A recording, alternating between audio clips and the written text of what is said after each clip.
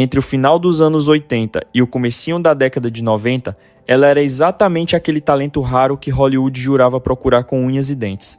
E não era para menos, sua base clássica foi forjada em uma das mais prestigiadas escolas de teatro dos Estados Unidos. Com um magnetismo invejável, ela carregava um filme nas costas, ganhou uma indicação ao Oscar logo de cara e atuou lado a lado com gigantes do porte de Paul Newman e Tom Cruise. Antes dos 30 anos, já tinha trabalhado com Martin Scorsese 2 vezes e estrelado um dos épicos de ficção científica mais revolucionários da época. Ela estava, sem dúvida, no topo do mundo. Porém, na virada para o ano 2000, sua presença nas telonas simplesmente desapareceu. Afinal, o que realmente aconteceu com a trajetória dessa atriz incrível? Vamos voltar um pouquinho no tempo. Nossa estrela nasceu em Lombard, no estado de Illinois, em 1958, vinda de uma família de imigrantes italianos. Filha de um artesão de bronze, ela teve uma criação humilde e cheia de valores do interior, passando longe do glamour típico das celebridades. Mesmo assim, a paixão pela atuação já pulsava forte nela desde cedo. Depois de ingressar na Universidade de Illinois, ela acabou se transferindo para a renomada Juilliard, encarando um dos cursos de artes cênicas mais rigorosos e disputados do país. Ficava evidente que a busca dela não era pelos holofotes. Ali estava uma verdadeira artista, lapidando seu dom com maestria em um lugar onde não existiam atalhos para o sucesso. E essa dedicação transparece na tela. Muito antes de o público dos cinemas decorar seu nome, nossa protagonista já tinha uma bagagem de peso no teatro. Sua grande estreia na Broadway rolou em 1980, dando vida a Maria em Amor, Sublime Amor, um papel dificílimo que exigia perfeição no canto, na dança e na atuação, moldando a base de tudo. Ou seja, quando a indústria cinematográfica finalmente abriu os olhos para ela, não estava lidando com um amador em busca de fama. Hollywood se deparou com um talento brutal que havia passado anos suando a camisa em treinamentos técnicos intensos e colecionando vivências nos palcos. Ela não desembarcou em Los Angeles para brincar de atuar, ela já chegou pronta para a guerra. Essa postura impecável encantou os diretores de elenco, rendendo papéis pequenos, porém marcantes, em sua estreia. Em 1982, fez uma pontinha em O Rei da Comédia, do Scorsese. Podia não ser o foco central, mas caramba, era um filme do Scorsese. Era o sinal verde provando que os figurões do cinema já estavam completamente de olho no potencial absurdo que ela tinha. Logo depois veio o icônico Scarface, em 1983. Uma obra-prima criminal magistralmente dirigida por Brian De Palma, escrita por Oliver Stone e carregada pela atuação vulcânica de Al Pacino.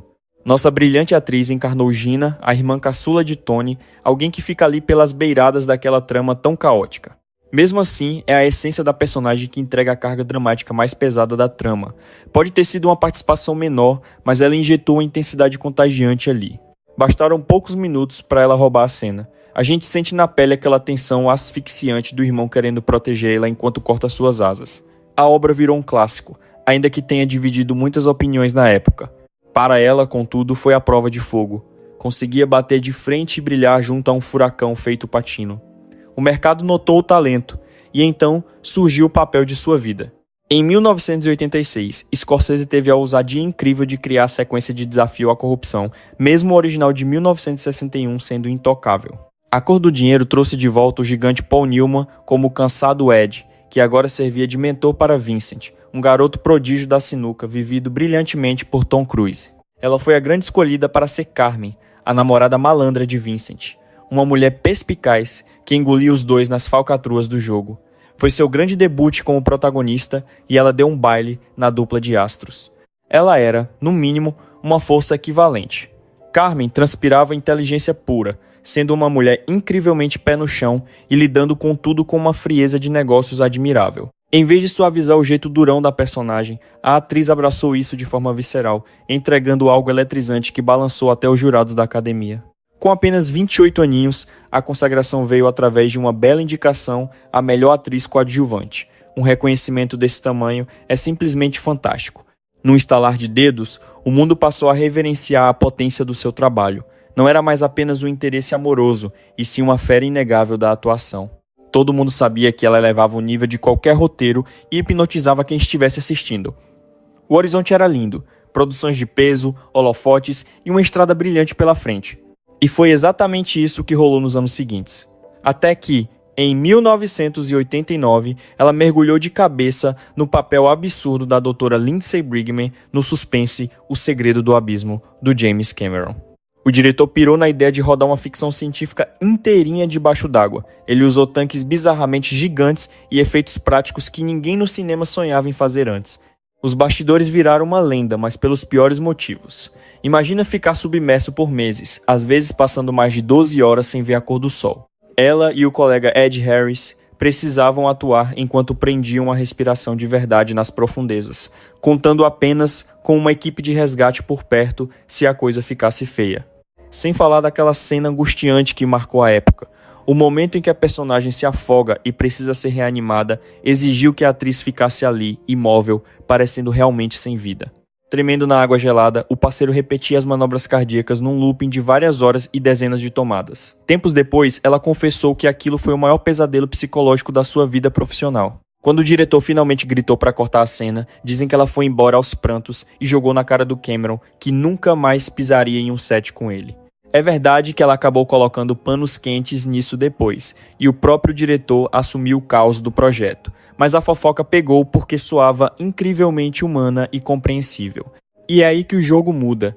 Nossa querida estrela não desistiu da atuação após esse trauma profundo, só que algo dentro dela, sem sombra de dúvidas, mudou para valer. Aquela rotina doentia parecia ter traçado uma nova linha de limites, para o que ela estava disposta a sacrificar em superproduções desgastantes. Se você olhar com carinho para os projetos que ela abraçou depois disso, vai notar uma preferência gritante por um equilíbrio muito mais saudável. O início dos anos 90 foi, sem dúvida, o ápice do seu estrelato. Em 1989, protagonizou O Calendário da Morte, do aclamado Pat O'Connor, que logo viria a se tornar seu marido. O elenco era de cair o queixo, unindo monstros sagrados e introduzindo Alan Rickman nos Estados Unidos. O sucesso absoluto veio em 1991 com Robin Hood, o Príncipe dos Ladrões. O longa virou uma febre mundial incontrolável, principalmente porque contava com o carismático Kevin Costner voando baixíssimo na melhor fase da carreira. Sua versão de Lady Marian esbanjou empoderamento. Esqueça aquela princesinha que chora por socorro. Ali a gente viu uma mulher feroz, independente e de princípios inabaláveis. Enquanto Alan Rickman roubava os corações de todos, sendo deliciosamente perverso como xerife, ela brilhava como a verdadeira alma daquela aventura épica, entregando doçura e uma baita força inspiradora. Esse longa faturou incríveis 390 milhões de dólares pelo mundo, garantindo a ela a maior projeção de toda a sua trajetória. Curiosamente, no exato momento em que ela brilhava em um dos maiores sucessos de bilheteria do ano, suas escolhas artísticas paralelas seguiam por um caminho totalmente inusitado. Naquele mesmíssimo período, ela mergulhou de cabeça no denso drama jurídico Class Action, atuando de igual para igual com o gigante Gene Hackman. Já no ano de 1992, ela entregou tudo no suspense Noir White Sands, ao lado de Willem Dafoe e Mickey Rourke, e logo depois protagonizou Consenting Adults, dissecando temas intensos como infidelidade e confiança abalada. A verdade é que virar um ícone de grandes franquias nunca foi a sua meta.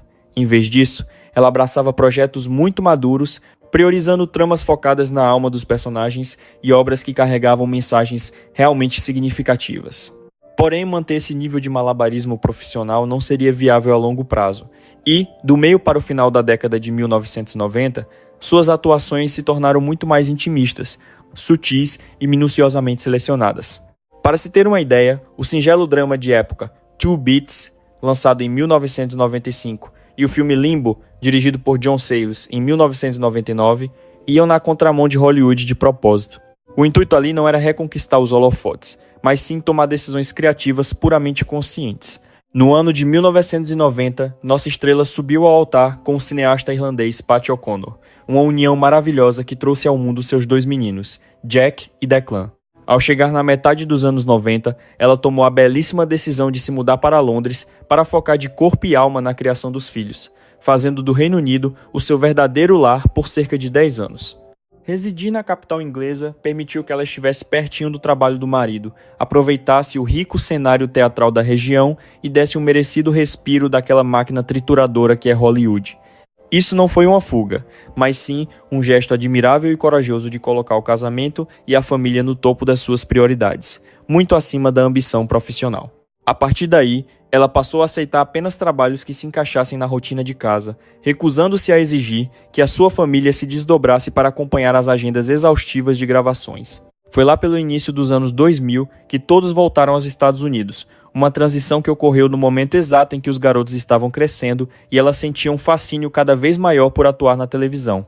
No ano 2000, Mastrantonio entregou uma performance inesquecível em The Perfect Storm, uma produção grandiosa comandada por Wolfgang Petersen, que ainda contava com George Clooney, Mark Wahlberg e Diane Lane em seu incrível elenco. A obra, aliás, foi uma adaptação fantástica do aclamado livro de sucesso, escrito por Sebastian Junger. Ela deu vida a Linda Greenlaw, uma genuína capitã de barco de pesca, homenageando com maestria uma das pouquíssimas mulheres que atuavam em um universo quase que inteiramente dominado por homens.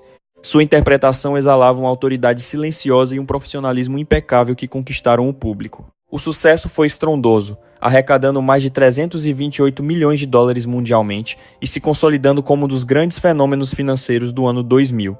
Para a atriz, aquele momento serviu como um desfecho de ouro, uma volta majestosa ao cinema de altíssimo orçamento através de um papel que clamava por delicadeza e pé no chão.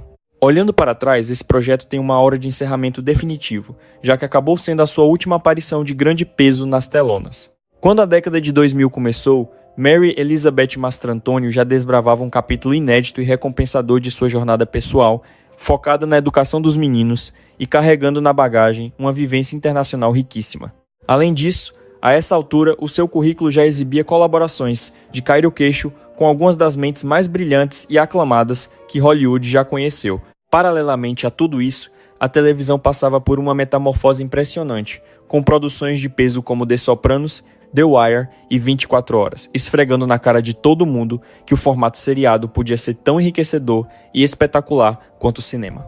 A telinha trazia uma rotina previsível, trabalhos constantes e personagens de extremo destaque, sem arrastá-la para longe de casa por meses a fio, motivo mais que suficiente para que ela abraçasse esse universo com o coração aberto.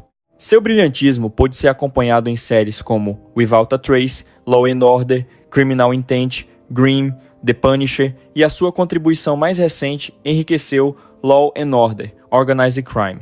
E ela nunca abandonou suas raízes, fazendo participações pontuais e arrebatadoras no teatro, com direito até atuações no prestigiado Shakespeare's Globe lá na Inglaterra. Durante os bate-papos com a imprensa, ela sempre transborda sinceridade sobre o quanto escolheu pisar no freio de propósito, valorizando a sua paz em família acima de uma fama que a faria sacrificar a própria vida.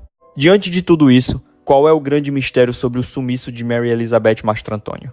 Na verdade, a explicação é infinitamente mais pura e simples do que qualquer fofoca da indústria do entretenimento. Ela apenas deixou os grandes estúdios para trás porque a carga insana de tempo, energia e emoção exigida a afastava daquilo que realmente importava para ela, que era a presença em casa, a rotina dos garotos e a sua essência bem longe dos sets de filmagem. Chegou uma hora em que ela provavelmente precisou parar e refletir.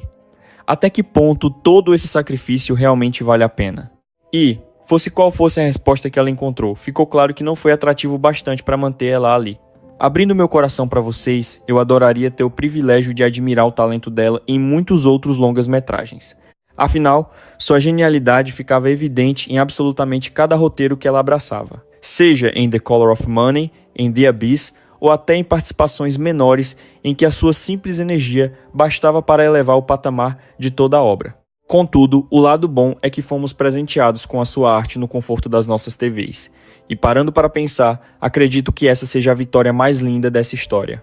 Ela nunca abaixou a cabeça nem fez concessões, mas tomou as rédeas do próprio destino, construindo uma carreira sob seus termos e ainda assim presenteando o público com a sua arte. Muito obrigado de coração por acompanharem até aqui. A presença de vocês significa o mundo para mim. Se essa reflexão tocou você de alguma forma, não se esqueça de caprichar no botão do like, deixar o seu comentário e se inscrever no canal. Como sempre, já estou contando os minutos para a nossa próxima conversa no vídeo que vem.